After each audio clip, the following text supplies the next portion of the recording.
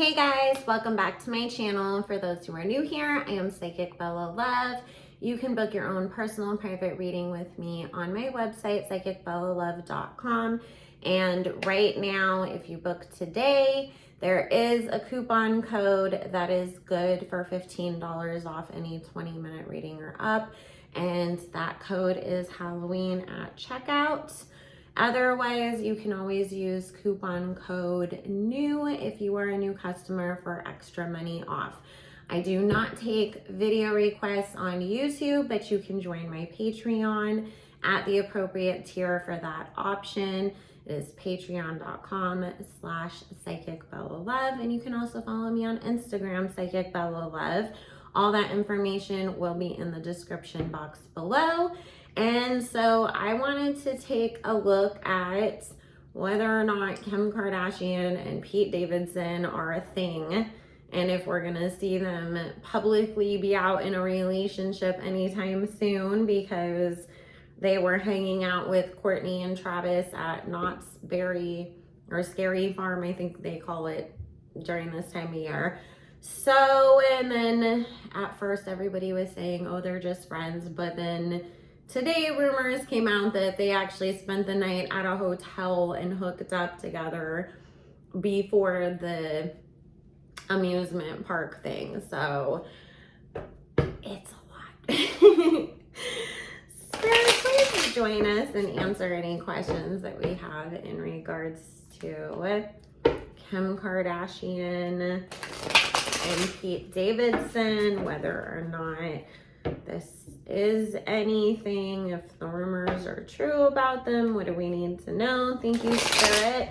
We're asking only with the intention and purpose of clarity and understanding, not with any bad intention, just so that we know the truth. Please bless and protect all who we ask about in this reading, as well as all who watch, listen, and participate in. Also, guys, make sure you subscribe to my backup channel. That will also be in the links down below, because when we reach 1,000 subscribers over there, we'll do live readings on celebrities on that channel.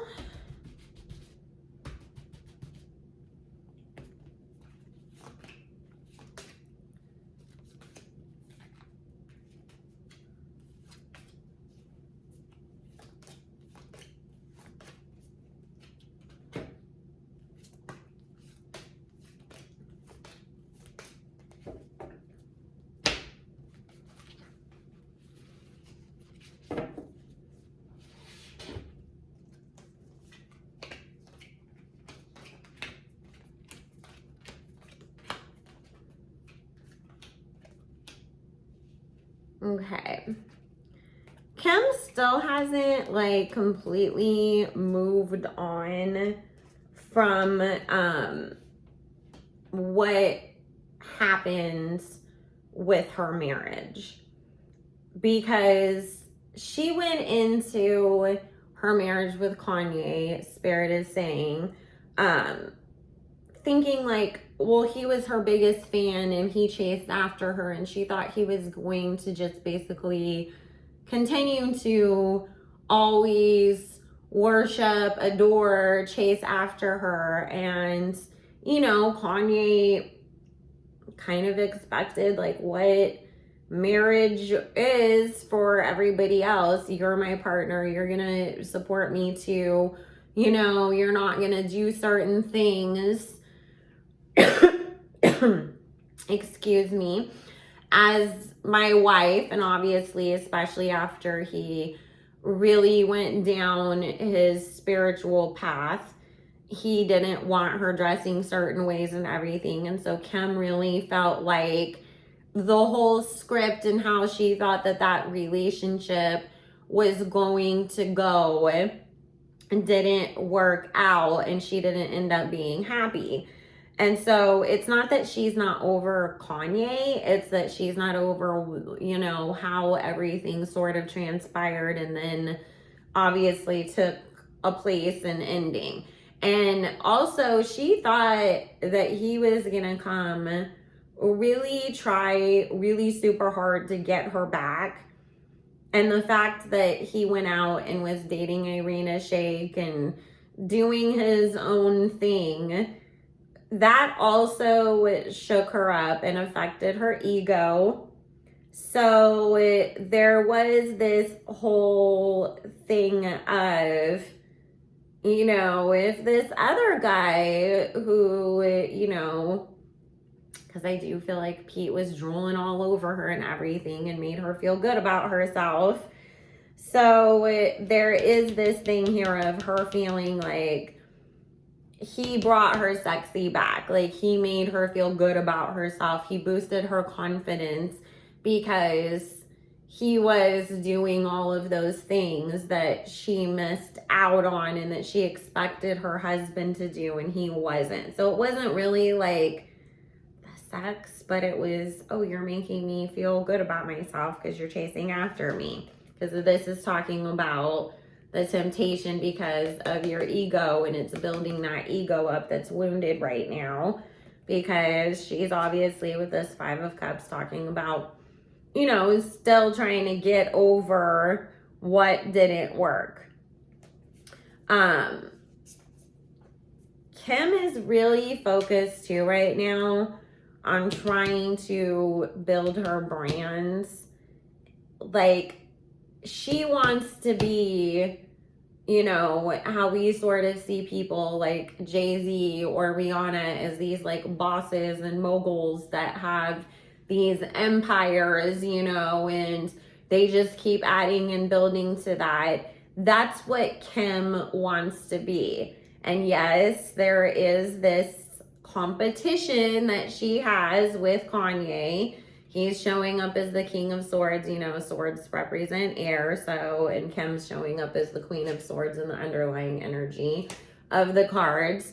And because Kanye obviously has been making a lot of big moves with being, you know, valued at like $6.6 billion at his last valuation, she herself feels like, I need to go do that too. Like, you know, that's what you're supposed to do after a divorce. You glow up, you level up, you boss up. And so it does kind of make her feel like she's in competition with Kanye and she's trying to beat him on who's the bigger boss. So that's more of Kim's focus right now, and she is trying to find herself as more than just, she's felt for a while at least like the world was starting to see her, especially as she hit 40. You're, you know, a divorced frumpy mom, you're a soccer mom. She's trying to change that idea of her, you know, especially because what did her sisters always used to say about her, like, over the years? Kim doesn't drink. Kim goes to bed early. Kim's boring. You know, it's funny that Kim's seen as the sexy one because she's the one that doesn't drink or party or have any fun, and she's stuck up and all she cares about is how she looks and going to bed early and not getting drunk or having a good time and this and that.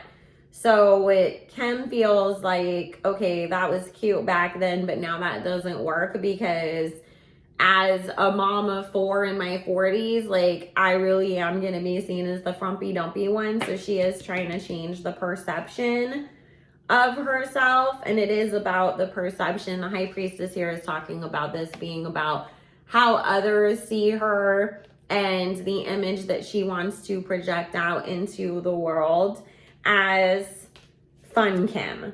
I'm fun. I'm young. I do all these crazy fun things because, let's be honest, she sees how Courtney has come up out of nowhere and gotten all of this attention and shine off of her relationship, and the way that she's, you know, the fun one right now, running around, you know, climbing all over her man in Italy and getting everybody to see, like, what's Pop Punk Courtney gonna do today and everything. So Kim wants to get that part of herself back too and be like, look, I'm not boring Kim. you know, Courtney was supposed to be the least interesting to look at, and now everybody's all into her, like, and I don't want to be the boring one that everybody's forgetting about. So that's the main motivation and where she's coming from with things and how she's feeling right now. So let's see from Pete's perspective. Spirit. Pete, thank you. How's Pete feeling about him? Thank you. And Spirit saying they skipped over saying this because they were just jumped right into telling us from where Kim was coming from, that Kim and Pete are going back and forth. Like, it's not, you know, boyfriend and girlfriend thing, but they've definitely hooked up and are hanging out and flirting and all that. Spirit, how is Pete about all this? Thank you.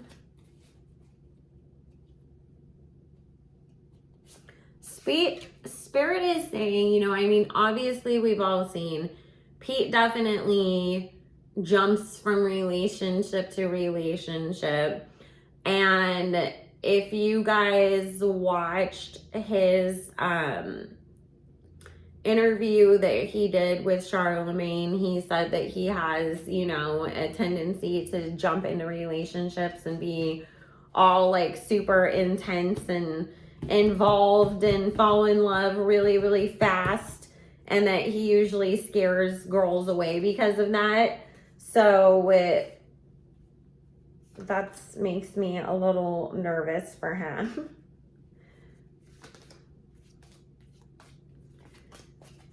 Because, you know, the vibe I'm getting is that he's about to be Kim's Irina.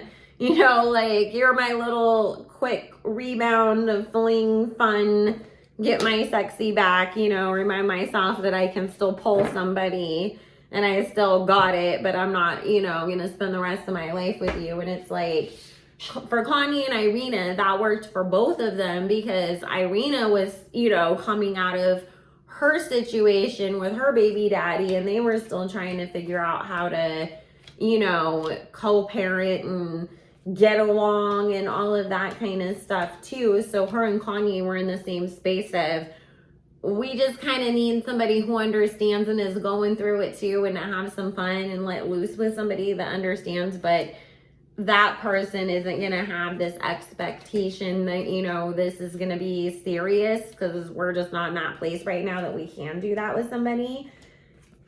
So you know, that's what makes me a little, because, you know, there's a reason why people say you don't always want to date somebody who's not divorced yet, or has just gotten divorced or is going through their divorce, because they got to figure out who they are now as a single person after having been married.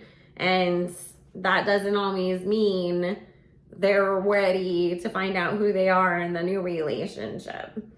And this is what, you know, Pete's definitely, even though he feels like he's riding high on this, like, I can't believe somebody like Kim Kardashian would ever even want to, like, mess with me anyways, kind of thing. But it is very, you know, it's very like, oh, you know, when Katie Holmes said that she had a crush on Tom Cruise growing up, and then, you know, it was like she was starstruck that she got to date him, so to speak, right? That's what it feels like for Pete. Like, he's caught up in this whole, oh my God, you know, I always thought Kim was so hot when I was younger, and now she's paying attention to me, that it's gonna be really easy for him to get very emotionally connected to her very, very fast. Because this Ace of Cups is, you know, the falling in love card, being in love. But he needs to take this more as having a good time with somebody who's not ready to be serious, but just wants to go out and have a good time. because he's not seeing the whole situation for what it is.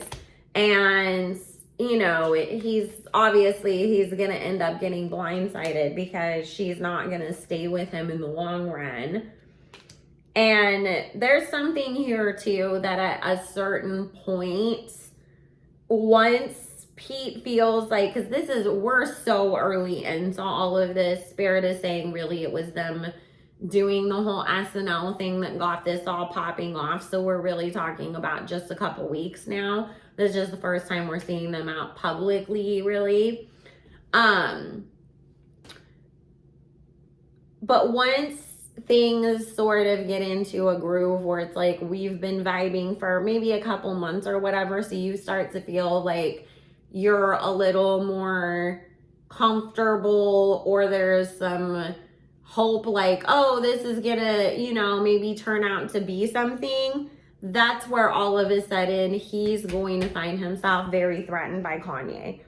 He's going to be really worried that Kanye is going to come back into the picture, or that Kim is in over Kanye, or that there's something about Kanye just flares up all his insecurities.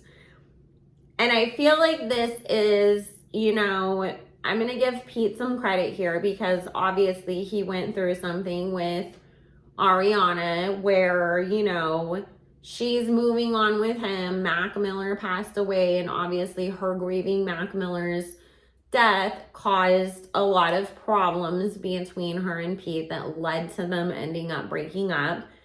And he has said over and over in interviews that, you know, when Mac died, that he knew that that was the beginning of the end of him and Ariana's relationship. And I'm not saying anything like that is going to happen with Kanye by any means. Like, don't take it as that. But I'm saying the whole something about an ex influencing our relationship and causing the demise of our relationship has already happened to him. So that created an insecurity and some baggage that he really does need to heal from, because anybody that Pete dates going forward that has an ex that was very significant to them, whether that was they had a child together, they'd been engaged or married or something like that, he's always going to, as soon as he feels like, oh my God, we're, you know, getting somewhere with this, that trigger is going to come up and it's going to start being an issue for him if he doesn't work on that and heal from that. Because it's not even necessarily that Kanye even does anything. It's just literally one day Pete wakes up and it's like, oh my God, she's still in love with Kanye and they're going to get back together. And then he will start pestering Kim about it. And that's going to end up with him getting his heart broken and them splitting up, because she's not going to want to deal with that, to be honest with you. Because she's only looking for fun here. It really is a rebound, her having her little, you know, little fling thing, you know, because it's gonna end and she's gonna go move on to something and somebody else. We'll see them like publicly here and there, but everybody's just gonna keep, you know, the same way that everybody was always describing Kanye and Irina, of they have a lot in common and they're really more friends than anything, and it's just it's casual and they're just getting to know each other and seeing where things go. But you know, his focus is on work and her focus is on her kid. They're gonna say the same thing describing this situation is what Spirit is saying. So we're never gonna see them like officially boyfriend and girlfriends. We'll just here and there see them hanging out with Travis and Courtney, or MGK and Megan Fox, or all of them together. And then at some point, oh, well, you know, he has to film in New York for the show and she's in LA with the kids. So it just became too much. And, you know, they're best friends forever now, though, will be the excuse as to why they're not together. And then we'll see him with somebody else, and Kim will be moved on to something and somebody else too. So anyways, guys, I'm going to go ahead and end that here. It's just a fling. Kim's having her moment. You know, it's just Pete needs to be careful about letting his guard down and getting too emotionally involved. So, I'm not holding out hope that he's going to see this. But maybe somebody else somewhere will pass the message along to him. So anyways, guys, if you wanted to book your own personal private reading with me, all my information will be in the description box below, as well as how you can join my Patreon and follow me on Instagram and the backup channel. I love you guys, and I hope you all have a great day. Make sure you like, comment, and subscribe. Bye.